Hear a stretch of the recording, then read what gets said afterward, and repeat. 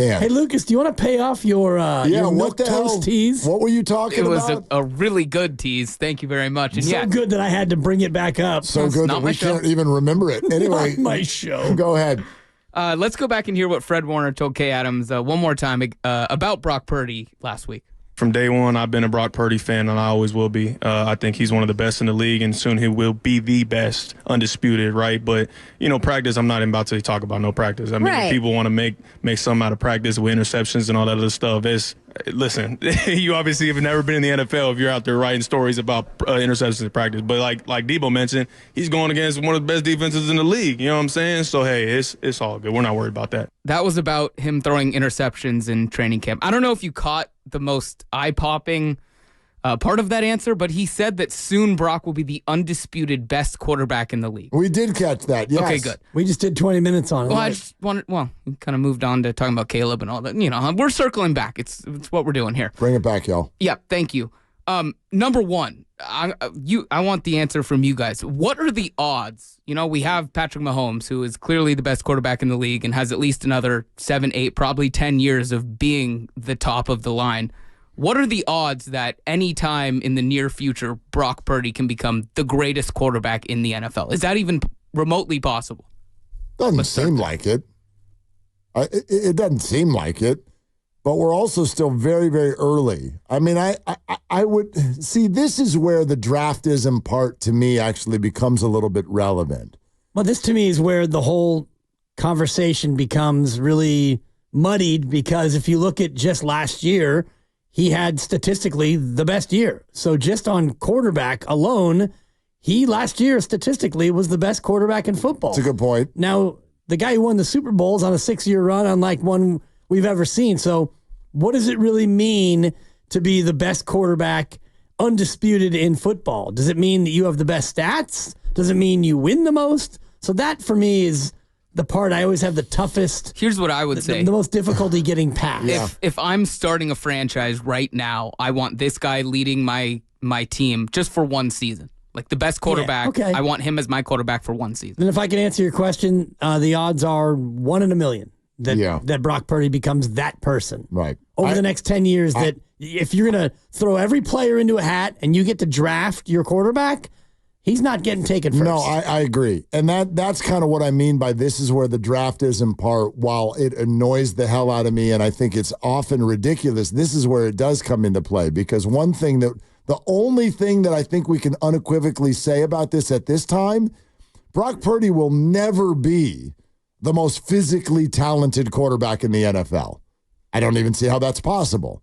He's never going to have the same raw athletic ability of a Mahomes, of a Lamar, and now of a Caleb Williams.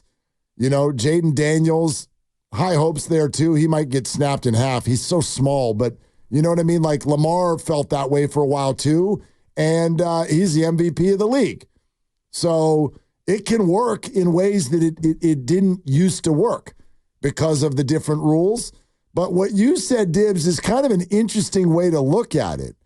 My secondary answer would be even more than 1 in a million, because even if Brock does become the best quarterback in the league, no one will acknowledge it. Right. No one will acknowledge it. And then that becomes subjective.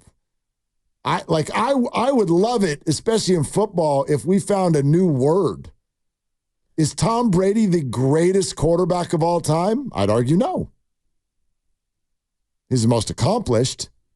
His team has won the most Super Bowls. He's absolutely fantastic. But I am one of those who believes that, maybe there are other people who could have been in the exact same situation who might have been able to put up a similar result. If Aaron Rodgers was on the Patriots for all of those years and then went to the Bucs for one, could he have done the same thing?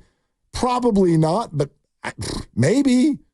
Well, this is where Peyton Manning, could he have done that? It gets into the muddy area for me, because the things that Tom Brady provided that team, leadership and all the rest of it, taking less money and all these other things. And you mentioned Aaron Rodgers, and he doesn't strike me as being the same kind of guy as Tom Brady. They're different people. So how would the person, yes, his skill set is unbelievable. Aaron Rodgers can make all the throws, and he's one of the most accurate quarterbacks in the history of the game, but the personality fit might not have been there. So I do like what you said about best versus accomplished because, Patrick Mahomes might be both. He might be the best quarterback in football now, and he is the most accomplished among those currently playing. So he kind of threads the needle, but Brock Purdy might become one of the most accomplished quarterbacks of all time. He already has 4 playoff wins, which is more than most of the guys who are even playing right now in the NFL. Well, that's actually a fun way to look at it. Okay, just right now, first of all, how do you quantify accomplishments as a quarterback? It's in wins. Okay. Wins. What kind of wins? That's a great question. Really, Thank playoff wins, but Okay. to get playoff wins, you have to be pretty good in the regular season.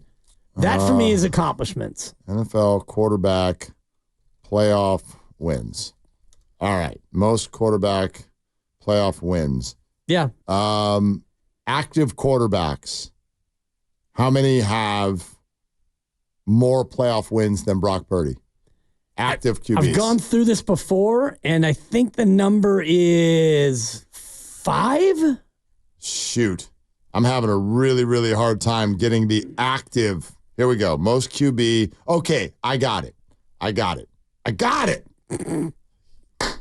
Yes. You got it. How many? What'd you say? 5? 5 is the answer I had. It's higher than that. Is it You want 6? to try to just name them? Try to name them. Well, Mahomes would be 1. The answer is 8. 8 active quarterbacks have more than 4. Correct. Okay. We're all in agreement there, right? Brock Purdy has 4 playoff wins. Is that accurate? Yeah. Okay. Yes. Okay. He is 4-2 in the playoffs. You give him the Philly loss and the Kansas City one, right? Okay. Go ahead. Mahomes 8. would be 1, yeah. Patrick Mahomes is 1. Yes. The aforementioned Aaron Rodgers. That's 2. And they are first and second, by the way, current. Active QBs with more Russell playoff Wilson, wins. I think, is still playing. Russell Wilson is number 4. That is Okay. correct. Figured Joe Burrow, he went on a run. Joe Burrow has 5. Josh Allen makes the playoffs every single year. Josh Allen has 5. My guy, 3 more. My guy Joe Flacco is still active, I Very believe. good. Joe Flacco has 10 playoff wins. That's number 3 on the active list. There are 2 more. Active QBs with more. And I'm going to look you in the eye right now and tell you, one of them you should really get, and then the other one is crazy, but you should also kind of really get. You have some It's got to be hanging there, big guy. There'll be brighter days ahead. Jared Goff has 5. That is He has correct. 5, okay. He's got 5. There is one more active quarterback who has more playoff wins than Brock Purdy. I've been on a roll lately. See if I can keep this going. Man. You gonna laugh your tuchus off when It's not Dak, I know that. And is it? It's definitely not Dak. It's not Lamar Jackson either. It should be. That guy, all he does is lose, no matter what. Dak and Lamar don't have more than Brock Purdy. That's How awkward. How about that? Matthew Stafford. Is Put it on the... incorrect. Matthew Stafford also has 4. Oh, God. Who is it? Think hard. I just Come did. on, man. I was on a run. Think out of the box, but think like, right here. Oh, Josh Dobbs? No. Oh, Jimmy Garoppolo. Jimmy's got more than 4. He's got 5. Oh, my God. Jimmy Garoppolo. Does it count? Are they counting the ones where he just stood there and watched Tom Brady? Yes. And they're counting the ones where he just handed the ball off the whole time, too. Right. Came in for a kneel down. Yeah. Those count. Jimmy Garoppolo. Well, he doesn't get the ones gotta where play. you have to start. You have to start the game. Not when you're watching Tom, Okay. but when you're just handing the ball off to Raheem Mostert the whole time, you get that. Okay. You Jimmy get that. G. Jimmy Garoppolo. Wow. Yeah.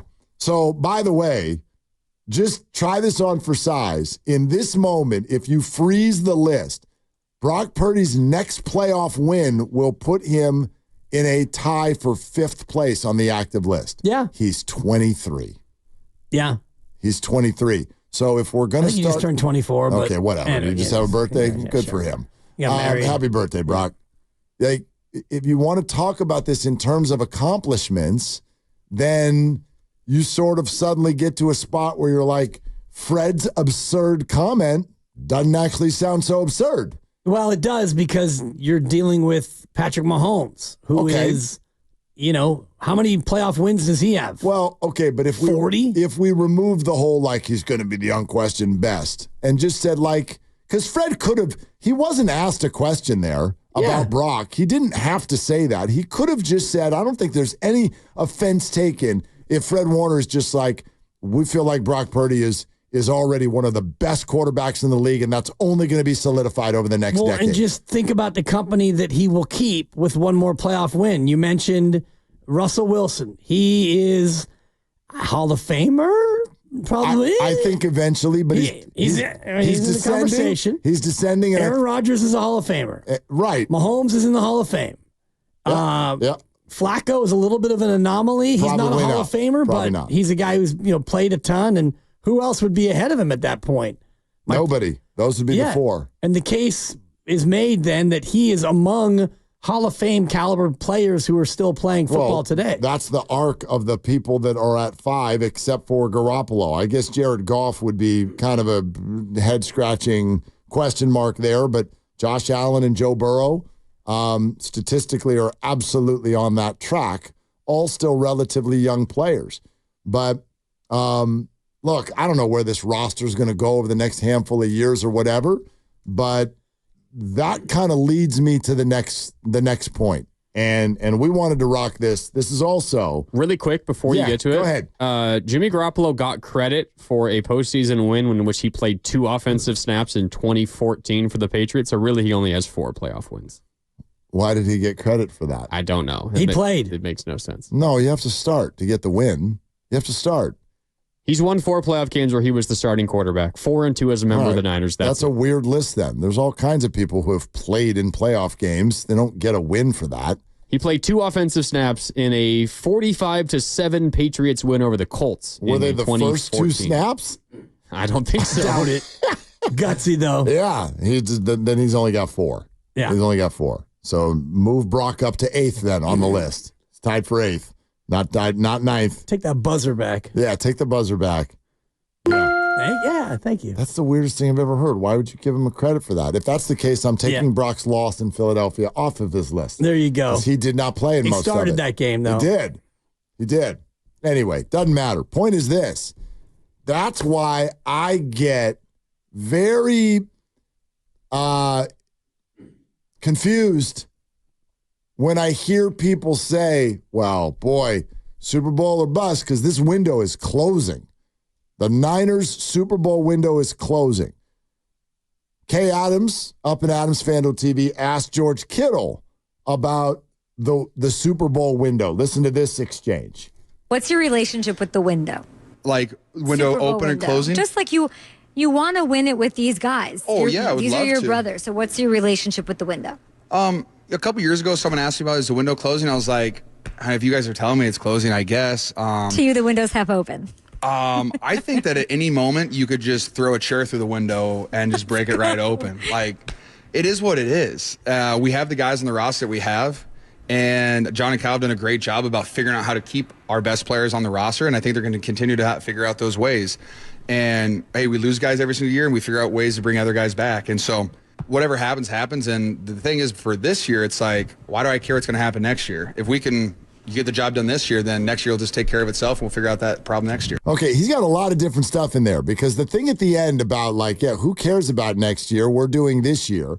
I buy that. But what he said right before that I find even more important, which is that he's saying the regime here has found a way to replace players. And that is an omnipresent thing that will always be true for every NFL team every year, all the time. Yeah. So it's weird to me that, like, in our minds, we've decided, and I'll grant you that this is hard, but we've decided that when Kittle goes and Debo goes and Fred Warner goes, that's it.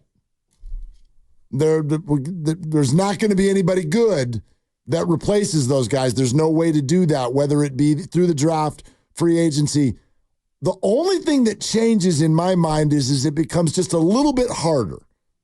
All you have is a little bit less financial flexibility because cap schmap, don't forget that now. Yeah, I think it's a lot harder than you're making it. I think it's only a little. I think it's a lot because the difference between having these guys who you know are good or having those guys who you don't know are good. So right now you have good players and they're on your team. They know your scheme and they're really good. And whatever happens after Debo and Brandon and Christian and George and Trent, when they all leave, you're right. You're going to keep playing football. You're going to have somebody who plays left tackle. You're going to have a tight end who probably wears a number in the 80s. Maybe he's a single-digit guy. I don't know. But he's going to be a blocker and a pass catcher. But will those players be as good as these players? That's the part that's hard. Right, but I mean, we sat here when Joe Staley was about to retire. We sat here and went, the 49ers, they've got a left tackle problem. They did. What the hell are they going to do? And then all of a sudden, somebody hit the breaking news sounder, and nobody ever thought about Joe Staley again. I don't mean that. I'm sorry, Joe. You were great. You were great. But in 10 minutes, everyone was like, bye, Joe. Thanks for your career. We appreciate you. Why can't stuff like that keep happening? It can. That's my only point. It's allowed to. Let me give you an example, another example of the whole idea of like what's happening around a good quarterback. Where do you think the Buffalo Bills sit this year on the list in the Super Bowl odds?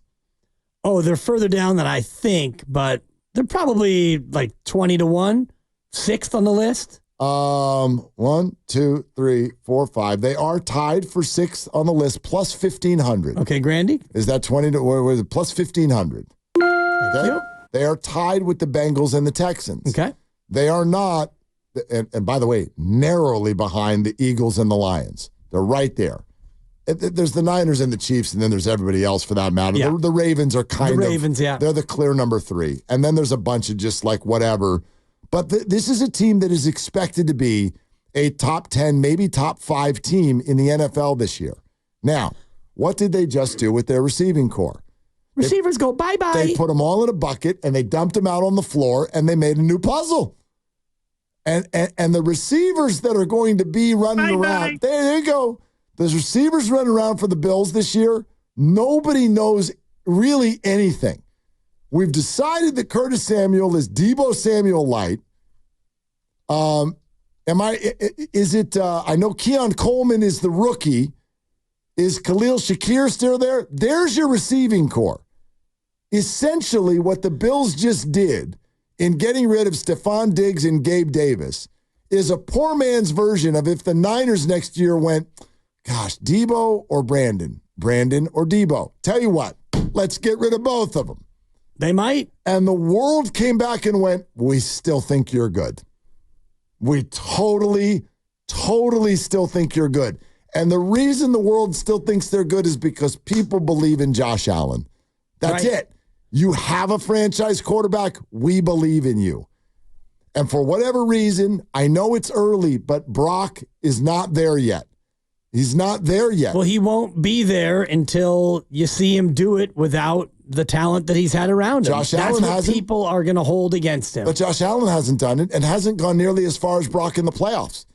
But people believe it. In fact, Josh led the world in turnovers last year. Yeah, but the years prior to that, when they didn't have a stupendous receiving core and he started to show that he was able to win games on his own, which is another one of those cliches that drives me crazy in football when you've got 11 men out there pulling on the same rope. But Josh Allen, it's more than just the draftism. He looks the part more than Brock Purdy does. Well, of course. He's a physical big arm. freak. Yeah. He can run it. It's hard to bring him down and all the rest of it.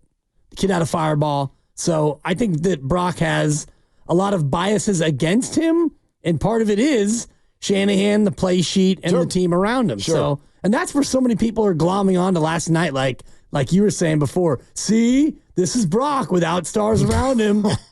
He's ordinary. Christy texted in with an interesting point. What do you think about this? She said Brock is not going to get the respect until Kyle cuts down on the run game. Okay. Well, You can't have the number one running back in the league and then say your quarterback is the guy. that's a fair point. And, they threw it the 32nd most out of 32 teams, and that's just going to be the way it is. Kyle Shanahan wants it to be a 50-50 split. That's what he said on the TK show, the Tim Kawakami podcast. I was listening to it, and that's what Kyle wants. So that's going to be the way it goes, and Brock's probably never going to lead the league in yards. Yeah, by the way, I'm not running around looking for like I'm Brock Purdy's personal ego coach. You are. No, I don't. I don't think he's the best quarterback in the league, and I don't think he ever will be. Okay, but could he end up being one of the most accomplished? I'd argue he kind of already is, and he's 23/4, whatever. When he ever had a birthday, 24. He is. Yeah. When was his birthday? December. He was born in December of '99. Oh, wait, he's been 24 for that long? Yeah, because I was looking for Bo Nix. He's about to turn 25 during this season. You were talking up Bo Nix, and I was thinking, man. Bo Nix is 38. Well, he actually is 2 months younger than Brock Purdy. Okay. He's also 24, but it had me thinking about, because you said something about this year's rookie crop and how they actually might be some good players they really might among be. these quarterbacks, and I do think a large part of it is the maturity of a Bo Nix. You were talking about how the game's kind of slow for him, and he's able to remain calm, and I was looking, he's 24, and he spent 3 years at Auburn, then he went to Oregon, so these QBs with a lot of college experience, hint, hint, Brock Purdy, who played a ton in Iowa State. Yeah, they can hit the ground running a little bit. Exactly, because they have more experience, and then they're older people. And that's why I'm interested to see Michael Penix, who I think is older than Purdy and Bo Nix. He's probably is he really? 25, I think. I know he'd been around in college for a while. Michael Penix is also 24, yeah. Also 24. So he's actually 3 months younger than he turns Bo Nix, in May. In May he'll turn 24. But yeah, so I do think that turn 25. Sorry. The conversation becomes interesting for me around accomplished. Is he the best quarterback? No, but could he be the most accomplished? Absolutely. Yeah, and it's because he's on a winning team. For sure. But I in the end, yeah. What's up? Sorry, never mind. Okay. No, Grandy was waving at me. I know what was going on. Anyway, point being is there is a hidden thought when I hear people say that. The Niners are in their Super Bowl window and it's closing. I know you don't mean this, but what I hear when you say that, not you, Dibs, but anyone, when you say that, what I hear is you're not fully sold on Brock Purdy yet. And that's fine. I'm not even arguing I'm not arguing against that. But that's what I hear when you say the Niners Super Bowl window is closing. What I hear there is some uneasiness about Brock Purdy on some level. Because what you're saying is he is a product of what's going on around him. We love the team that's around him. They are going to be getting older. By the way, the second hidden thing I hear, I don't trust Kyle and John to find new talent. That's what I hear.